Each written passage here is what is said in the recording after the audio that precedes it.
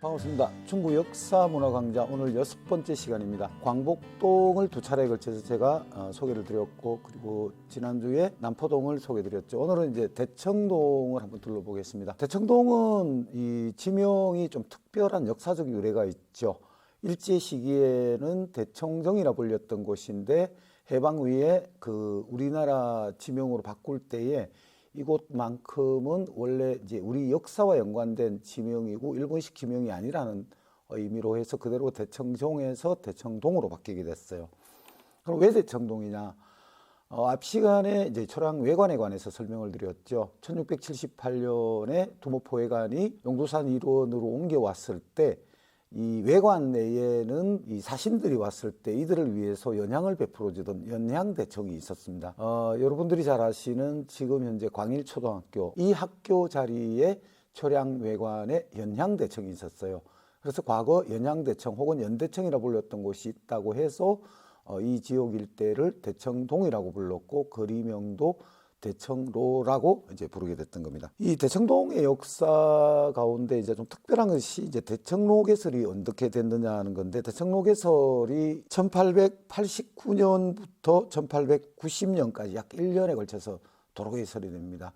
도로 개설하는데 이렇게 오랜 시간이 걸렸던 것이, 물론 당시로서는 지금과 이제 장비가 다른 면도 있었지만, 이 용두산의 북쪽자락에 있는 이 복병산은 거의 대부분이 안반으로 되어 있습니다. 굉장히 큰 안반이 있다 보니까 1889년 11월 달에 이 복병산 절개공사 때에 이 안반이 무너지면서 조선인 인부 5명이 압사하는 사건이 발생했다는 기록도 이제 나오고 있습니다. 그리고 나서는 1907년경에 시가지 확장 공사를 하면서 복병산 도로 개설 때는 왕복 2차선 정도, 그리고 1907년경 시가지 확장 공사를 실시할 때, 이때는 거의 1910년까지 약 4차선에 걸친 도로로 확장이 되고, 그리고 1978년에 대청로 확장 공사를 하면서 현재의 도로로 만들어졌다, 이렇게 보시면 됩니다. 자, 용두산의 북쪽에 있는 복병산, 이 복병산은 엎드릴 복자에 병사병자를 씁니다. 그러니까 어떤 면에서 이 산 위험이 가지는 것이 부산의 역사의 한 단면을 보여주는 이런 산이다. 왜 그렇게 보느냐? 앞에 말씀드렸던 대로 1678년에 두모포회관이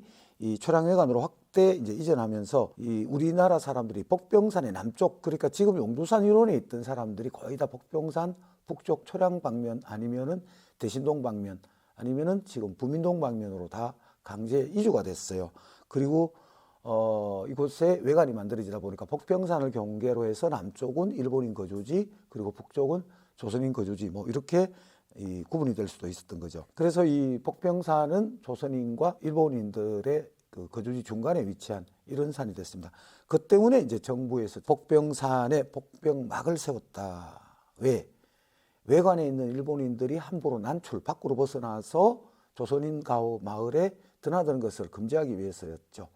이것은 왜 그러느냐? 이제 밀무역 문제도 있고, 우리나라의 어떤 군사 비밀이 누출되는 문제도 있고, 특히 이제 성매수 사건이라든지 이런 불미스러운 이런 사건들을 막기 위해서였다고 해요. 초기에는 동서남 3개의 복병막을 만들었는데, 영조 15년인 1739년에 우리나라 여인이 일본의 상인의 꿰매 빠져가지고 성매수 사건이 일어나는 아주 좀 불미스러운 사건이 일어나요.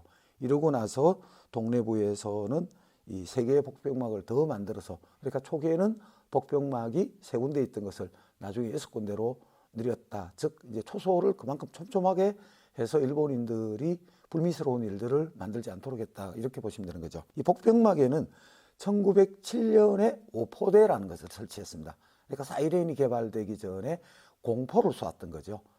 그러니까 포를 쏘면서 펑 소리가 나면은 점심시간이구나, 이렇게 느끼는. 그리고 이 복병산 자락에는 우리나라 최초의 배수시설인 배수지가 이곳에 있었습니다. 그러니까 광일초등학교 앞에 1902년에 설치된 배수지가 있었어요. 그러다가 시가 경계가 확대되면서 주민 인구가 늘어나니까 지금의 중구청 뒤편에 있는 복병산 배수지를 1910년에 만들게 됩니다. 이 복병산 배수지는 여러분들이 잘 아시는 성지국 수원지와 연계가 되어 있죠. 그러니까 성지국 수원지에서 주철관을 이 중구 대청동까지 매설을 해서 수원지 물이 이까지 오도록 했던 곳이고, 현재도 이 물은 그대로 이용은 되고 있습니다만은 현재는 뭐 거의 수도가 직수가 되기 때문에 예전처럼 하는 것은 좀 달라졌지만 비상시에 대비해서 배수지 기능은 아직도 살아있다 이렇게 보시면 됩니다. 자, 이 북쪽 기슭에 그러니까 중구청 뒤편에는 우리나라 최초의 영화사인 조선기념아주식회사도 설립됐어요. 그리고 최초의 지방방송국인 한국방송 부산방송국도 복평산 자락에서 출발을 했습니다. 이 복평산 남쪽 자락에는 일본인 공동묘지가 있었어요. 그 자리는 현재 남성초등학교, 남성여고가 있는 이쪽에 있었는데 1906년에 아미동으로 옮겨집니다. 복평산은 해발 약 46m 정도 됩니다. 도심 시민공원이 지금 조성이 되어 있어서 많은 분들이 산책을 하거나 조망을 하거나 용두산이 잘 내려다 보이고 부산항이 한눈에 보이는 곳이 되어서 이제 이쪽 중구 시민들은 가끔 이곳에 올라가서 운동을 하거나 아니면은 부산항을 내려다보는 조망지로서 활용하고 있습니다. 현재 이 산자락에 남성초등학교 그리고 남성여자고등학교, 부산기상관측소 그리고 중구청, 복평산, 배수지 그리고 민가들이 이렇게 이제 들어서 있습니다. 자, 복평산 일본인 묘지 같은 경우에는 이제 1876년 이 근대개항이 부산이 되면서 이제 일본인 정관거류지가 되죠. 이러면서 1891년 6월 달에 당시 거류민들을 관장하던 일본 영사관에서 지금 대청동 코모도 에스테이트, 예전에 서라볼 호텔이었죠. 이쪽 그 뒤편 복평산 자락에 일본인 거류민 묘지를 이제 개설을 하게 됩니다. 그러니까 단순히 여기는 이제 묘지는 비석만 채우는 것이 아니라 이 그 넓은 묘역을 차지해서 나름대로였던 이 장식 탑들을 세운 그런 것도 나타납니다. 자, 복평산 배수지 말씀을 드렸지 않습니까? 1871년 그러니까 건대개항 직전인 외관 마지막 시기만 하더라도 그 초량 외관에는 2개의 우물로서 식수를 해결하고 있었다 이런 이야기가 나옵니다. 그러다가 1876년 개항된 이래에 부산의 시가지 개발과 더불어서 건대직 상수도 개발을 주도한 것이 일본인들이었는데 물론 이제 이분들은 개항 초기에는 이제 뭐 전통적 방식으로 이제 우물을 이용했던 거죠. 그러나 인구가 점차 늘어나면서 물 부족 사태가 나니까 그래서 1880년 무렵에 그 식수를 확보하기 위해서 보수천 상류에서 대나무관, 즉 죽관을 묻어서 정관거류지 중간인 지금의 광복로 쪽으로 매설을 해서 이동해 옵니다. 그러다가 이 죽관이 나중에 1886년에는 목관, 즉 나무관으로 대체가 되는데 이렇게 해서 이 상수원에서 이 관을 이용해서 물을 끌어들이는 이런 이제 초기 상수도 기법을 쓰다가 근대직 그 상수도 시설 공사를 한 것은 1894년 6월이었다고 합니다. 그러니까 이제 거류지에 머무는 거류민들만이 물을 필요로 하는 게 아니라 일본에서 부산항으로 오가는 화물선들도 굉장히 많았지 않습니까? 그러다 보니까 이 화물선에도 필요한 식수를 배급을 해야 되는 곳이 이곳이다 보니까 1894년 6월부터 당시 공사비 25,000원 들었다고 하는데 이렇게 이제 보수천 상류에다가 저수 원재, 즉 그러니까 뚝을 쌓는 거죠. 그렇게 이제 공사를 하고 이제 자연여과 장치를 축조해서 정관거류지 북부 지역인 대청동 광일초등학교 이 정문 바로 밑에 지금은 빌라가 되었습니다만 이곳에 이 배수지를 만들게 됩니다. 여기에서 이제 15mm 토관을 이용을 해서 이곳까지 물을 끌어왔다. 그래서 이것이 1895년 2월에 완공했다 그럽니다. 이 저수 원재는 2군데를 만듭니다. 현재 동아대병원 위쪽 산 속에 남아있는 저수지는 1차 배수지가 되고 현재 그 동아대병원 자리 일대에 2차 저수지를 만들었어요. 이것을 구덕산 저수지 혹은 그 사람들은 즉 일본인들은 고원견 저수지 이렇게 불렀던 곳인데 60년대 중반에 이 저수지를 메꾸고 현재 동아대병원 자리가 들어섰다고 보시면 되겠습니다. 어쨌든 이 배수지는 현재 여러분들이 사용하시는 수도가 거의 직수에 가깝죠. 그렇지만 이 배수지는 만약에 대비해서 아직도 그대로 가동은 하고 있다고 합니다. 자, 연양대청 아까 말씀드렸던 지금 광일초등학교, 옛 남일초등학교에 있었던 연양대청에 대해서 약간 드리겠습니다. 그러니까 조선 후기 즉 초량 외관이 만들어지고 난 뒤에 일본에서 오는 사신들이 부산에서 상륙하면은 먼저 이제 영주동에 있었던 초량객사에서 숙배례를 드리겠죠. 그래서 이제 이 초량객사의 중간에 중청에는 조선 역대 국왕의 왕의 이제 전패를 이제 모셔져 있는데 여기에 소향배례, 그러니까 이제 향을 피우고 절을 올리는 이런 의식을 하게 했습니다.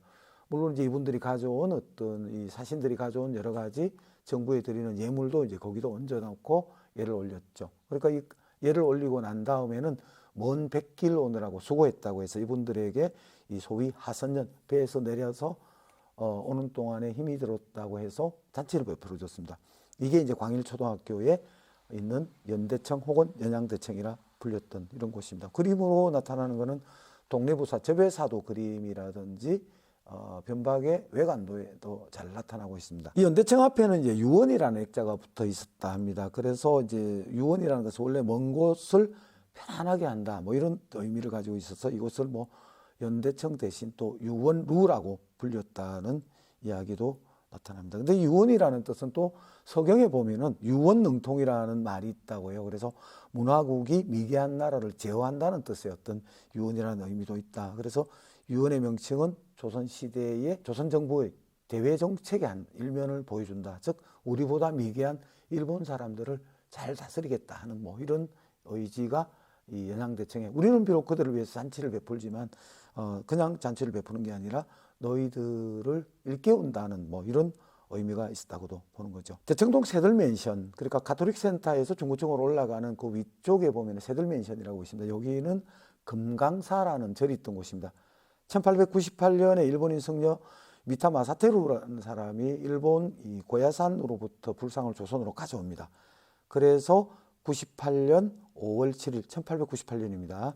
입불식을 거행하고 이제 일본 불교 진원종 계열의 사찰이 이제 여기에 들어왔답니다. 그래서 이 사찰은, 이 금강사는 일본 불교 가운데서 진원종, 일종의 밀교 계통이죠.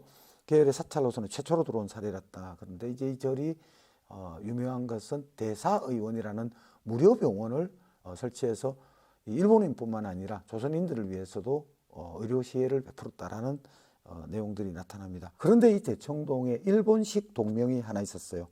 일본인 갑부였던 후쿠다 소베라는 목전정병이라는 사람이 이곳에 지금 현재 가톨릭 센터와 그 일대에 어마어마한 땅을 가지고 있었어요. 즉 광일초등학교와 가톨릭 센터 새들맨션 바로 밑에까지 이 일대가 전체가 이분의 땅이었어요. 근데 이 사람이 1920년에 사망하니까 부산 지역의 일본인들이 대청동 지역 일부, 즉 이 후쿠다가 살았던 후쿠다 소유의 토지 일부를 후쿠다 마치, 즉 후쿠다정이라고, 즉 복전정이라고 했던 이런 행정구역을 삼기도 했습니다. 그러니까 마을 이름까지 등장했던 후쿠다는 이 1874년에 대마도에서 거의 빈손으로 조선으로 넘어왔습니다. 그러다가 이 사람이 신창동, 지금 용두산 맨션 자리에 양조장인 향양원을 세워서 갑보가 된 사람이었어요. 오늘날 이 사람은 이제 이후에 이제 그 가톨릭 센터 자리 일대에는 또 향양원이라고 불리우는 별장을 지어서 조선 침략의 주동자였던 이토 히로부미가 부산으로 오면은 이 사람을 향양원에 머물게도 했다 그래요. 후쿠다가 죽으면서 왜 이 마을 일대를 후쿠다정으로 했느냐 하면은 광일초등학교, 즉 일제 시기에 제1심상소학교를 만들 때 이 후쿠다가 자기 땅을 희사를 했어요. 그러다 보니까 후쿠다가 그만한 공로를 세웠다 해서 죽고 난 다음에 이곳을 후쿠다정, 즉 복전정이라고 했다고 합니다. 근데 이제 일본식 동명 우리말로 고칠 때 이게 이 후쿠다정 자체가 복병산 자락에 있다고 해서 복전정이라고도 한때 했다가 82년도에 행정 독립조정 때에 대청동에 병합되면서 현재 대청동 3가에 들어가 있습니다. 자, 그럼 후쿠다 향양원의 왜 가톨릭 센터가 되었는지 앞에 잠깐 언급드렸습니다만 세부적으로 한번 보겠습니다. 대청동 4가 81-1번지 현재 지번으로는 가톨릭 센터는 1950년 4월 메리놀 수녀회가 외래 진료소만 열어서 메리놀 수녀병원으로 이제 개원을 했던 곳입니다. 1950년 4월 같으면 한국 전쟁이 일어나기 바로 직전이었죠. 향양원이 해방 직후에 이제 미군정에 이제 접수되면서 그들의 관리하에 있다가 49년에 미국인 수녀가 이 건물 관리권을 얻어서 무료 진료를 시작한 것이 메리놀 진료소, 즉 메리놀 수녀병원이었습니다. 이것이 이제 한국 전쟁기에 치료를 필요로 하는 부산 시민들에게 무료로 진료하던 메리놀 수녀병원이 54년에 지금 현재 메리놀 병원, 이 일제 말기에는 일본군 요새사령부 숙소터였어요. 이곳에 의료시설과 전문 의료인을 보완해서 메리놀 병원으로 이전 증축을 하게 됩니다. 현재 가톨릭 센터는 이제 천주교 부산교구 유재단이 82년 5월 달에 이제 준공한 문화센터죠. 지상 2층에 지상 9층에 철근 콘크리트 건물로 연건평이 약 2,300평일러요. 여기는 이제 소극장도 있고 교육실, 전시실을 갖추고 있어서 뭐 여러 가지 무대 예술 발표회라든지 전시라든지 고전음악 감상회, 그리고 이 영화도 뭐 하는 소극장도 이제 있는 그런 곳입니다. 그래서 뭐 어떤 면에서 보면은 중구에서는 가장 규모가 작은 문화예술 공간으로서 그 기능을 오랫동안 해왔습니다. 그리고 매주 목요일 날 목요음악회가 오랫동안 열리면서 부산의 많은 클래식의 요가들 그리고 이제 중구 지역의 어떤 청소년들도 한 번쯤 이곳에서 목요 음악회에 음악 감상을 했던 뭐 이런 기록도 있습니다. 그리고 특히 80년대 한국 록 음악의 어떤 전성기를 일궜던 록그룹 들국화 기억하시죠? 이분들이 부산에서 처음 공연을 가진 곳으로 현재까지 작은 규모의 문화 행사는 거의 여기서 다 치러진다 해도 과언이 아니었습니다. 가톨릭센터는 이제 종교단체가 뭐 운영하고 있는 공간이지만 어떤 종교적인 벽을 넘어서서 이제 모든 사람들이 자리를 함께하고 문화 혜택을 함께한다는 이제 소위 사람과 나눔의 정신으로 지역문화 발전에 이바지하는 중구민으로서는 굉장히 보람이 있는 그런 공간이 되고 있습니다. 자, 여기에 우리나라 민주화 역사와 관련한 이 사건이 있었죠. 87년 육시방쟁 당시, 부산에서는 육시방쟁이라 불리우죠. 6월 16일 날 심야에 시위를 하던 도중에 학생들과 시민들이 경찰에 쫓기다 보니까 가톨릭 센터 쪽으로 밀려 들어가 버렸어요. 그러다 보니까 여기서 이 일시적으로 피신을 한 것이 결국은 가톨릭 센터 농성으로 이어집니다. 약 6일간 계속되었던 이 농성은 부산의 6월 항쟁을 중요한 구심점이 되기도 합니다. 자, 가톨릭 센터가 단순히 종교적인 어떤 공간이 아니라 부산에서의 어떤 민주화와 관련된 역사 공간으로서 상당히 중요한 그런 역할을 했던 곳입니다. 자, 메리놀 병원은 이제 처음 명칭은 주한미군 기념 메리놀 수녀병원이라는 명칭을 가지고 있었어요. 뭐 진료 수준이 메리놀 수녀의원이 이 종합병원으로 이제 거듭나게 된 것이 이제 62년도부터 종합병원 기능을 하게 됩니다. 병원 신축이 이제 그 공사비 부족으로 어려움을 겪으니까 당시에 한국 전쟁 시기에 부산 지역에서 그 군수 관련해서 상당한 지위에 계셨던 리차드 위트컴 장군이 예하 미군 장병들을 동원해서 병원 터를 닦고 건물을 짓도록 해주고 뿐만 아니라 예하 미군 장병들 월급 1%를 또 공사비로 기부하기 위해서 공사에 도움을 준 것으로 아주 큰 미담이 전해옵니다. 어쨌든 이곳은 1940년 일본군 요새사령부 관사가 있던 곳이에요. 목조와 시멘트로 만든 단층 기와 숙소가 6동이 나란히 있었는데 이 요새사령부 바로 앞쪽이었죠, 당시에는. 그러다가 해방된 이후에는 귀안동포 임시수용소가 잠깐 있기도 했고 주변에는 소위 말하는 당시로서는 달동네라 불리우는 어떤 빈민촌이 이렇게 형성되어 있었다, 이렇게 나타나고 있습니다. 어쨌든 50년 4월 15일 날 가톨릭 센터 자리에는 이제 메리놀 수녀병원이 처음으로 문을 열고 전쟁으로 고통받는 전재민을 치료를 위해서 상당히 그 노력을 아끼지 않았다, 이렇게 나옵니다. 특히 뭐 피난민들이 몸이 아파도 병원에 가지를 못하고 약도 제대로 뭐 먹지 못하고 치료 제대로 받지 못하는 것을 메리놀 수녀 의원이 상당히 큰 역할을 했다 그래요. 그리고 이제 뭐 전쟁이 끝난 이후에도 뭐 전쟁 부상자, 피난민들 이분들이 그치지 않고 밀려드니까 이러한 치료를 전문 인력과 입원 시설이 굉장히 턱없이 부족했던 거죠. 그래서 이제 병원 측은 당시 미 군수기지 사령관 리차드 위트컴 장군과 미국 군사 원조처 지원을 받아서 지금 병원터에 160병상의 지상 3층 종합병원으로 이전해서 증축을 하게 됩니다. 이 병원은 69년 1월 달에 운영권이 천주교 부산교구로 이양되어서 지금에 이루고 있습니다. 한국전쟁으로 인한 피란 수도 부산 시기에 우리가 기억해야 될 외국인들이 꽤 많이 있습니다. 이 중구에도 우리가 기억해야 될 분이 있습니다. 바로 리차드 위트컴 장군입니다.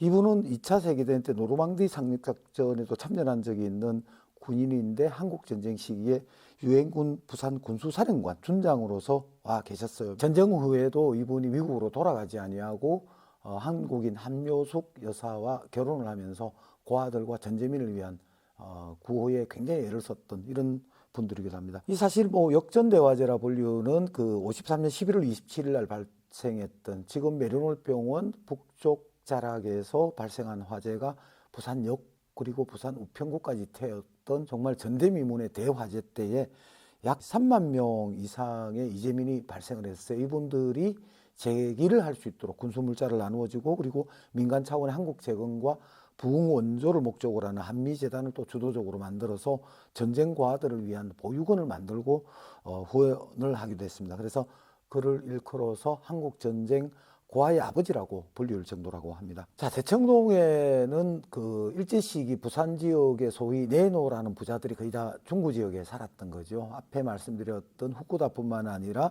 카시라고 불리는 카시 겐타로 향추 원태랑은 일본인으로서 그 일제 시기에 부산 지역의 수산 재벌로서 상당히 이제 그 두각을 드러냈습니다. 이분 집은 현재 대청동 대성교회 뒤편에 저택이 있었는데 얼마 전까지만 해도 이분 집의 건물이 형태로 남아 있었습니다만 최근 업자에 의해서 완전히 뜯겨지고 그 터만 남아있는 이런 꼴인데 현재 동광동 염광교회 일대가 이분의 별도의 별장으로 있던 그런 터였기도 했습니다. 자, 대한성공회 주교자 성당 여기는 그 좀 대청동 골목 안에 있어 여러분들이 이제 잘 모르시는 분들이 있지만 이 1924년에 지어진 거의 지금 뭐 96년이 된 4년 뒤면은 100년이 되는 건물로서 로마네스크 양식의 이제 벽돌조 건물로 남아 있습니다. 내부 평면은 일랑식 장방형 평면으로 이제 되어 있는데 64년에 측랑 그러니까 옆부분이 이제 그 증축되면서 변형된 일항식 평면 구조를 이제 가지고 있습니다. 이곳은 한국 전쟁 시기에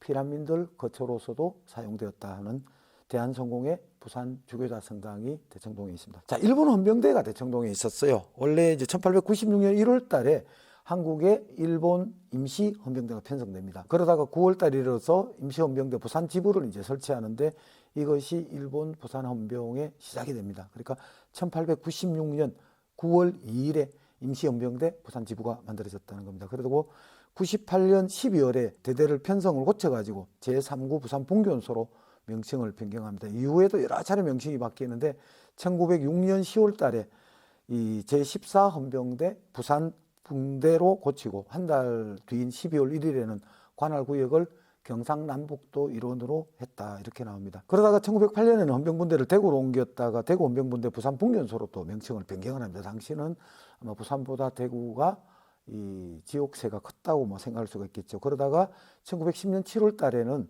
진주헌병대 부산분대로 개칭을 합니다. 왜 부산보다 진주로 갔냐? 당시 경남도청이 진주에 있었기 때문에 그랬습니다. 그리고 관할 아래에 동네외에 이제 그 7개 분견소를 설치했다라고 이렇게 이제 기록들이 나옵니다. 당시 헌병분대 그러니까 1910년 경우에는 국제시장 309와 409 사이에 헌병대가 자리하고 있다가 1911년에 근대역사관 건너편에 현재 뮤 호텔이 들어선 요 일대에 부산 헌병대가 신축 건물로서 들어섭니다. 벽돌조 2층 건물로서 만들었던 것인데 뭐 이것은 일제 시기에 조선 사람들의 사상 검열로서 아주 악명 높았던 뭐 그런 장소라 그러고요.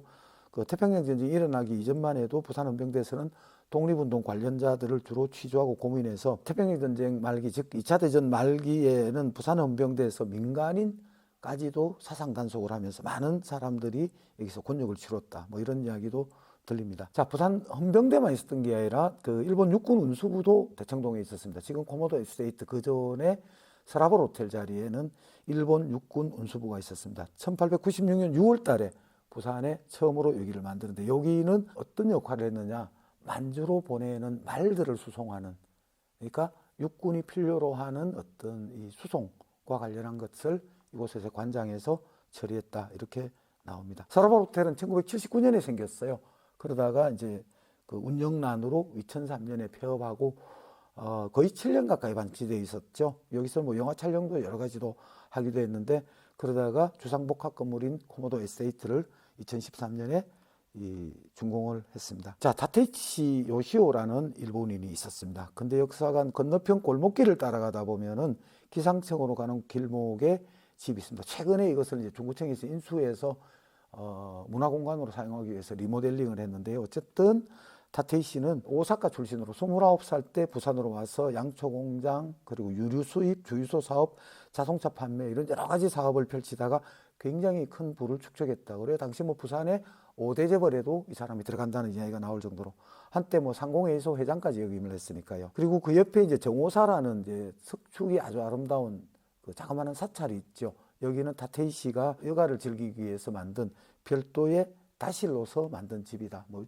우리말로 하자면은 일종의 별서와 같은 이런 공간으로 만든 것이 정오사입니다. 앞에 말씀드렸던 일본군 부산수비대 지금 옛 한국은행에서 근대역사관에 이르는 일대를 차지하고 있었던 것이죠. 일본군 보병 제28년대로 구성된 이 부대는 1895년 9월 달에 이 대곡파 본원사 부산별원 지금 대각사자리입니다.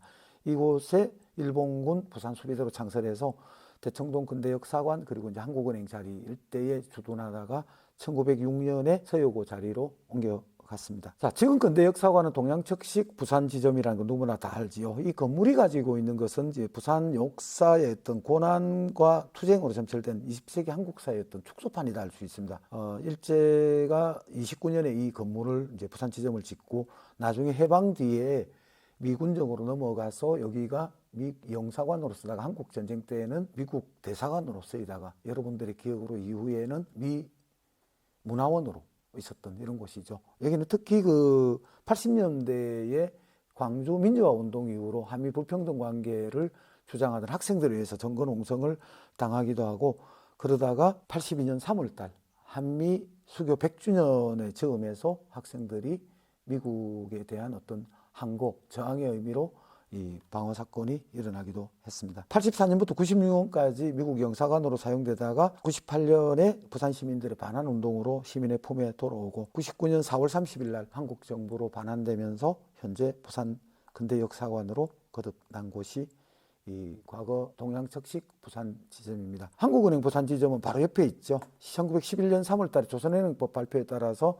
종래 한국은행을 조선은행으로 개칭하고 이런 역사들이 있습니다. 옛 한국은행은 이 조선은행 부산지점으로 1910년 4월 달에 출장소로 개설되었다가 그해 11월 달에 지점이 되고 이후에 중앙은행의 지점이 됩니다. 그러다가 1911년 조선은행 부산지점으로 건물이 신축되었던 거죠. 현재 건물은 이제 이 63년 12월 말에 완공이 되어서 이후에 약간의 창틀이라든지 이런 개선은 있었지만 전체 원형은 당시의 모습 그대로 가지고 있습니다.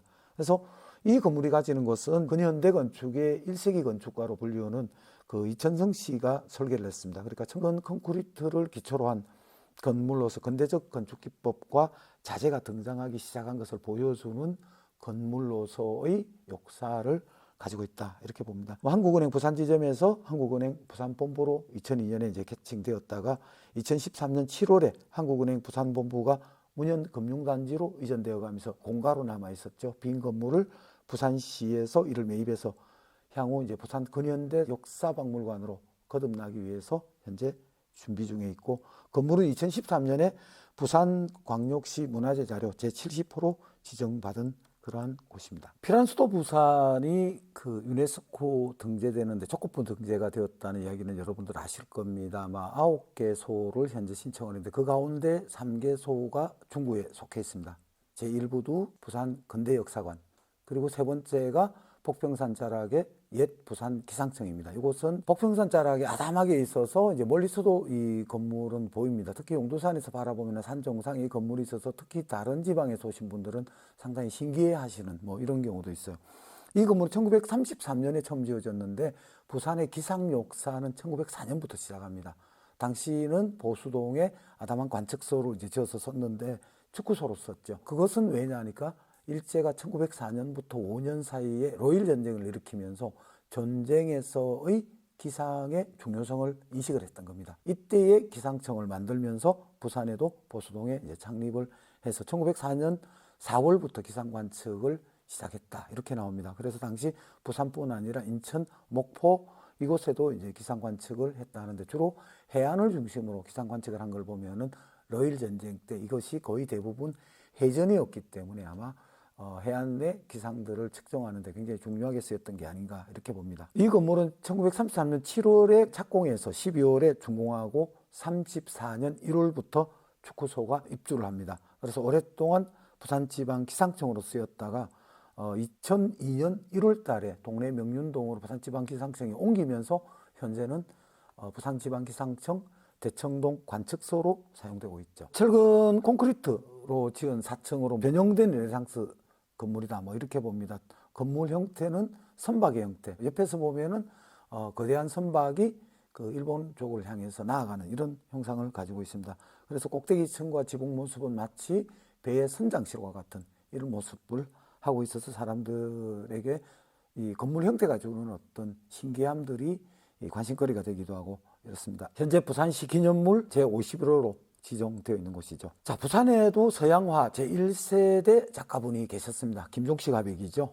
남장 김종식 1918년에 태어나셔서 88년에 돌아가셨는데 이분은 원래는 동네 장전대금에 태어나셨어요. 그러다가 일본 도쿄 제국미술대학 현재 무사시노 예술대학이라 부릅니다. 여기서 서양어과를 졸업하시고 해방 직전인 1942년에 이제 귀국해서 48년부터 대청동 이분 자택에서 활동을 하기 시작을 합니다. 그러다가 이분이 한국전쟁 시기였던 53년부터는 부산 지역 화가들과 함께 토벽회 활동을 해서 이 활동이 부산의 서양화 화단의 가장 중심적인 활동했던 그런 단체 중에 하나로 그렇게 지금 기록이 되어 있습니다. 이 건물 자택도 뭐 물론 역전대화제 때 소실이 되어서 이후에 다시 이제 재건을 했습니다만은 선생님이 돌아가신 이후에 지금은 폐허처럼 방치되어 있는 이런 곳입니다. 여러분들이 잘 아시는 서양화가 이중섭, 이분이 일사후퇴 때 피난을 내려와서 제주도에 잠깐 머물다가 부산에도 제법 오랜 시간 머물렀던 그런 기록들이 있습니다. 그런데 대부분 우리의 기억은 이중섭은 제주도 그리고 부산, 통영, 대구 뭐 이렇게 이제 행보가 잡히는데 부산 시절에서는 우암동 피란민 거처 그리고 범일동에 그분이 머물렀던 거처 이 두 가지만 대부분 기억들을 하고 있어요. 근데 최근에 시립미술관에서 이중섭전을 하면서 이곳에서 대청동 일가 20번지라는 우편 봉투가 2개가 나왔습니다. 물론 이중섭 선생의 자필로 쓴 편지 봉투죠. 그래서 대청동 일가 20번지 그러니까 타케이시 가옥을 바로 앞쪽에 골목 안에 이분이 잠시 거셨던 거 아닌가. 근데 여기는 이제 다른 추론을 해볼 수가 있어요. 이중섭이 범일동에 머물 때에 그쪽은 워낙 판잣집이고 골목골목이 오지이니까 우편물이 오지 않으니까 이분은 늘 남포동으로 나와서 지인들과 예술인들과 어울리면서 이 예술을 논하고 또한 전시회도 열고 이런 과정에서 아마 여기에 지인에게 부탁을 해서 자기 주소를 즉 편지를 쉽게 주고받을 수 있도록 해서 임시로 만든 거처가 아닌가로 생각하지 이중섭이 여기 살았다고는 뭐 하는 기록은 현재 나타나지 않고 있습니다. 어쨌든 대청동에도 이중섭이 피란 시절에 이 근거지를 남겨두었다는 것이 상당히 중요하겠죠. KBS라 불리우는 한국방송, 현재 부산방송총국으로 이제 되어 있는데 1935년 9월 달에 한국방송이 개국합니다. 일본인들에 의해서 개국이 됐던 거죠. 근데 부산방송국이 현 남성여자고등학교 자리에 35년 9월 21일에 설립이 됩니다. 우리나라 최초의 지방방송국 자리가 현재 남성여자고등학교 주차장 자리에서 설립되었다. 근데 이 건물도 53년 역전대화제 때 피해를 입습니다. 그래서 이제 이야기를 들어보니까 이 건물이 불에 타서 방송을 재개하기가 힘이 드니까 불에 타지 않은 장비들을 기상청으로 옮겨서 당분간 방송을 하기도 했다. 뭐 이렇게 얘기가 들립니다. 이 건물은 이제 그 72년 6월 달에 초량동형 메리츠 타워라고 있습니다. 여기로 72년에 옮겨갔어요. 그리고 이제 84년에 부산방송본부로 승격되고 난 다음에 85년부터 남천동 사옥을 기공하기 시작해서 이 88년에 서울올림픽 때 남천동 사옥이 준공되어서 지금까지 이루고 있습니다. 현재는 93년에 한국방송 부산총국으로 개칭이 되었던 거죠. 어쨌든 한국방송 부산방송본부가 대청동 복평산 산자락에서 출발을 했다. 의의가 있는 이야기죠. 자, 중국 역사문화 강좌 대청동평 오늘 제6강으로 끝내겠습니다. 감사합니다.